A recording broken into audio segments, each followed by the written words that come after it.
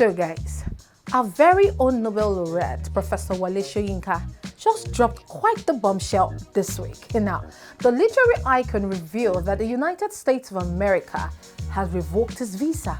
Can you guys just imagine? Effectively barring him from entering the country for now. Now, before I dive deeper, quick reminder, you are welcome to So This Happened, where we break down all the stories that had people talking this week. I'm Margaret Usazua, and yes, I will be walking you through this one. So, like I mentioned earlier, they revoked his visa without any clear explanation, leaving him just as puzzled as the rest of us. Now, the 91-year-old professor made this known on Tuesday, October 28, 2025, during a media parley at Kongi's Harvest Gallery, Freedom Park, Lagos Island. And honestly, the man sounded just as surprised as everyone else. Now, according to him, the US Consulate sent him an official letter dated October 23rd, informing him of the visa revocation, and he has no idea why. In his words, and I'm quoting him, "I'm still looking into my past history. I don't have any past criminal record or even a felony or misdemeanor to qualify for the revocation. I've started looking back. Have I ever misbehaved towards the United States of America? Do I have a history? Have I been convicted? Have I gone against the law anywhere?"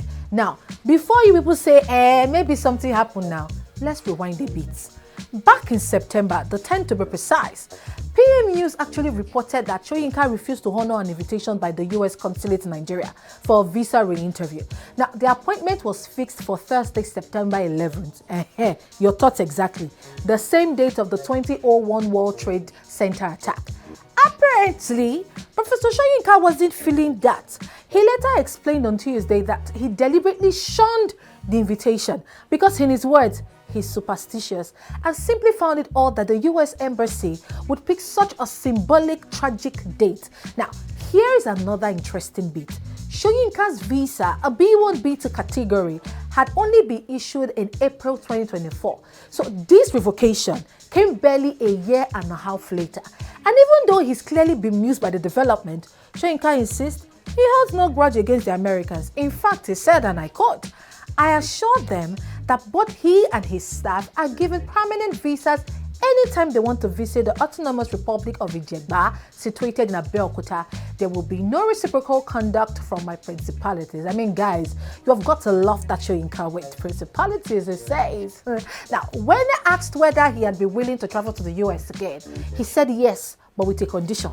He's not going to chase any reinstatement. Now, guys, let's talk context for a while. This whole issue comes at a time when the US government has been tightening the visa policies, especially for African countries. Now, in July, the Punch reported that the US Department of State has changed its visa policies for Nigerians, meaning most non-diplomatic visas now come as single entry, valid for just 3 months. Meanwhile, the US mission also started asking applicants to disclose their social media handles used over the past 5 years. So while Soyinka's case may sound personal, it might actually reflect a broader policy shift. Still, for many Nigerians, it feels ironic that a man who was taught in top universities and helped shape cultural and academic life there is now unable to enter the country.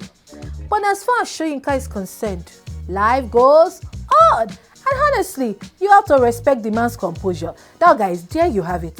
Wole Soyinka banned from the US, not for crime or controversy, but apparently for reasons no one can quite explain. Now, whether it's policy tightening or plain diplomatic mix-up, one thing's for sure, Baba Kongi is saying to losing sleep over it. If anything, he's already said if you want to see him, you know where to find him. So guys, what are your thoughts on this whole Soyinka US visa saga? Do you think it's just an unfortunate policy twist? Or maybe there is more to it than meets the eye? I'd really love to hear what you think, because honestly, this one has got everyone talking.